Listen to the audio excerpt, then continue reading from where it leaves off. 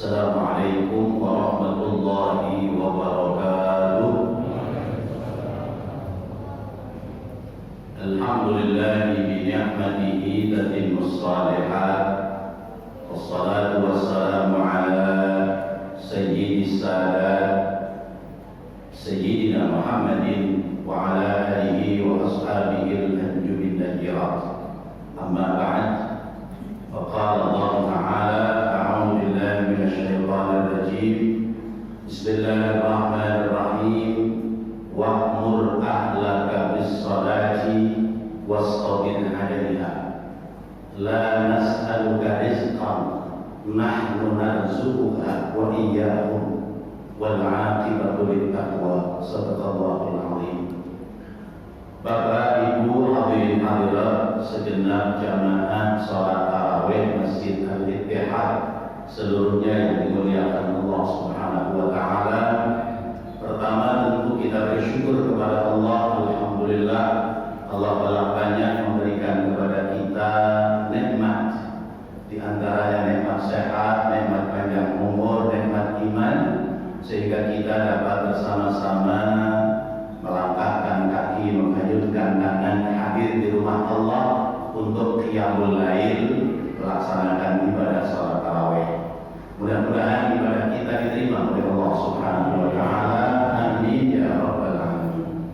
Salawat beserta salam kita haturkan kepada junjungan kita baginda Nabi Muhammad sallallahu alaihi wasallam, para keluarga, para sahabat dan para pengikutnya sekalian. Hadirin hadirat rahimakumullah. Apa sih yang disebut dengan saleh? Kalau laki-laki saleh, kalau perempuan salihah. Saleh itu ketentuannya adalah al-qa'im bi huquqillah wal qa'im bi huquqil khalqi. Al-qa'im bi huquqillah wal qa'im bi huquqin nas. Orang yang menegakkan hak-haknya kepada Allah dan orang yang menegakkan hak-haknya kepada sesama makhluk, utamanya adalah umat manusia. Maka itu yang disebut dengan saleh. Sederhananya, saleh itu baik kepada Allah dan baik kepada sesama makhluk. Nah, Bapak Ibu sekalian, maka tentu kalau baiknya hanya kepada Allah saja, tapi tidak baik kepada makhluk, namanya belum saleh. Kepada Allah baik, ibadah bagus, sempurna, tapi sayang kepada sesamanya, bengis, galak, ya, nggak punya kemanusiaan, ya, itu namanya belum saleh. Atau sebaliknya, ada orang baik dengan sesamanya, sosialnya bagus, perbuatannya baik, tapi sayang tidak baik kepada Allah karena tidak diisi dengan amal ibadah. Itu juga belum disebut sebagai orang saleh. Karena itu Bapak Ibu dan Saudara, mempersiapkan anak saleh tentu pertama adalah salehkan dulu diri kita. Itu pertama. Lalu kemudian kita mencari calon pasangan hidup kita yang salehah. Bagi yang belum, bagi yang sudah terlanjur, yang belum salehah amat, yang belum saleh benar, maka dandani, salehkan diri kita, lalu salehkan pasangan hidup kita. Kalau suaminya orang saleh, istrinya orang salehah, insya Allah akan terlahir anak-anak yang saleh dan salehah. Itu pertama. Lalu kemudian yang kedua, tentu di dalam rangka membangun bangunan tatanan rumah tangga, kita ini punya tuntunan agama. Maka pertama, ketika kita hubungan dengan pasangan hidup kita, istri kita, ada adab dan tata krama. Ada doa yang harus dilaksanakan. Bahkan ketika saat puncaknya kita dianjurkan berdoa tapi dalam hati, nggak boleh di lisan, apalagi kencang doanya, takut tetangganya dengar. Apa yang diucapkan oleh hati kita? Allahumma ja'al hadhihi nutfata waladan shalihan. Ya Allah, jadikanlah air ini menjadi anak yang saleh. Nggak tahu disebut apa sempat ini ya. Nah, ini tata cara. Lalu kemudian ketika sudah mulai isi kandungan istri kita, maka berikan pembinaan yang baik atas janin yang ada dalam kandungan. Bagaimana? Tentu sang ibu harus beradab dengan adab yang baik, berakhlak yang baik, bertutur kata yang baik, sehingga apa? Kebaikan dari ibundanya ini nyetrum kepada sang bayi yang ada dalam kandungan. Contoh Al-Imam Asy-Syafi'i rahimahullah ta'ala, beliau ibundanya hafizah, penghafal Al-Quran, sehingga ketika mulai isi dan mengandung, ibundanya senantiasa menghatamkan Al-Quran. Maka ketika Imam Asy-Syafi'i beliau lahir, kemudian beliau bisa berbicara, maka bicaranya adalah Al-Quran. Beliau usia 5 tahun sudah hafal Al-Quran. Kenapa? Karena ditata dari semenjak ada dalam kandungan ibundanya. Sementara kita sudah melewati 50 tahun, ya alhamdulillah sih. Kalau timbang Al-Quran doang hafal, timbang Al-Quran isinya ya hafal, alhamdulillah. Pembukaannya surat Al-Fatihah, surat kedua Al-Baqarah, surat ketiga Al-Imran, surat terakhir An-Nas, alhamdulillah semuanya hafal. Nah, Bapak Ibu sekalian yang dirahmati Allah, jadi ini ada tata cara. Lalu kemudian ketika sang jabang bayi lahir, pilihkan nama yang baik. Sekalipun apalah arti sebuah nama, tetapi baginda Rasulullah mengajarkan kepada kita, man wulida waladun falyuhsin ismahu wa adabahu. Siapa orang yang melahirkan keturunan anak, maka hendaknya baguskan namanya. Falyuhsin ismahu, baguskan namanya. Namanya dinisbatkan kepada nama baginda Rasulullah SAW. Namanya dinisbatkan kepada asma Allah dengan diawali kalimat Abdul, Abdullah, Abdul Rahman, Abdul Malik, Abdul Ghani.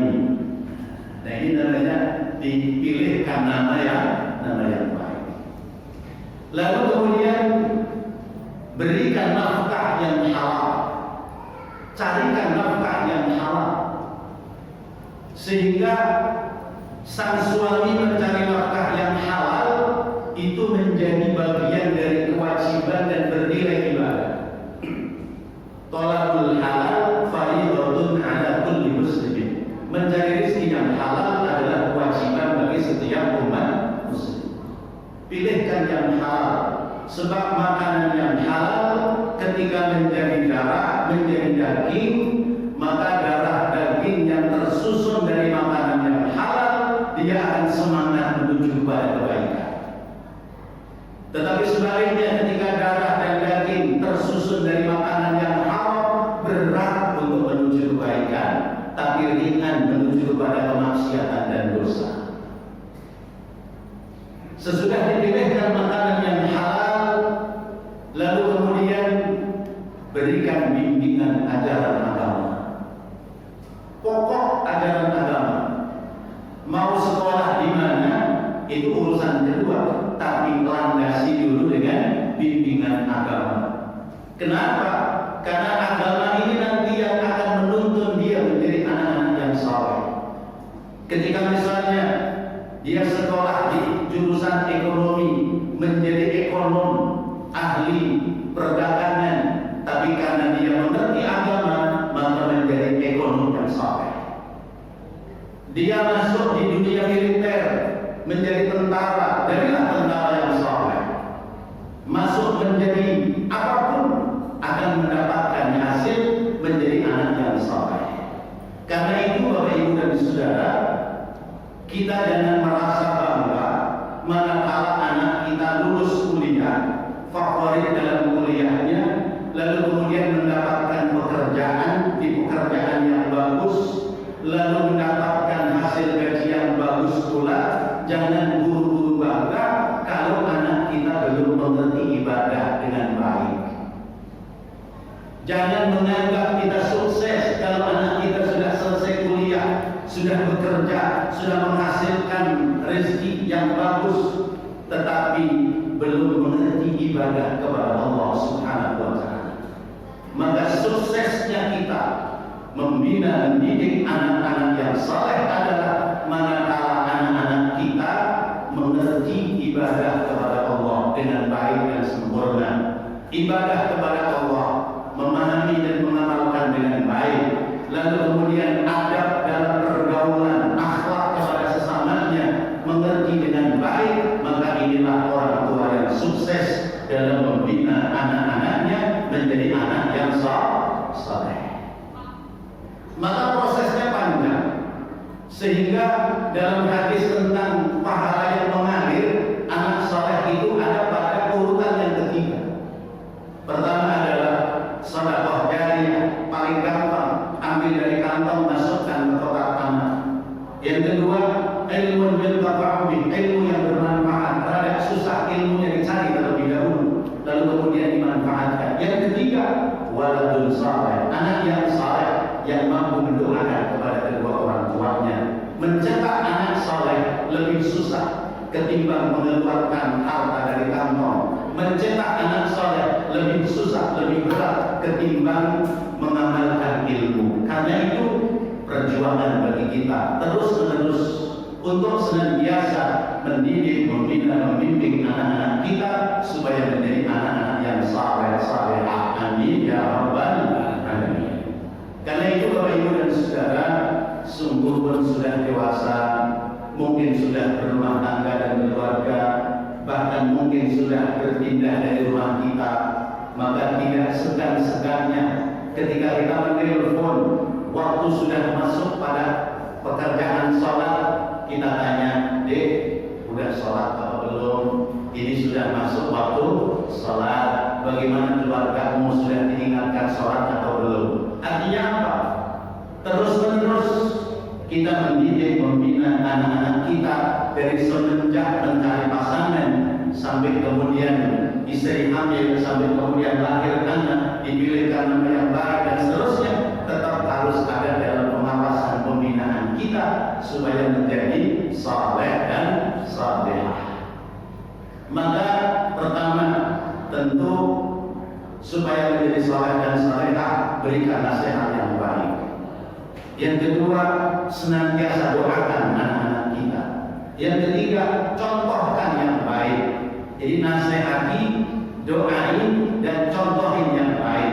Insya Allah akan menjadi anak-anak yang saleh dan salehah. Amin ya rabbal alamin. Demikian kurang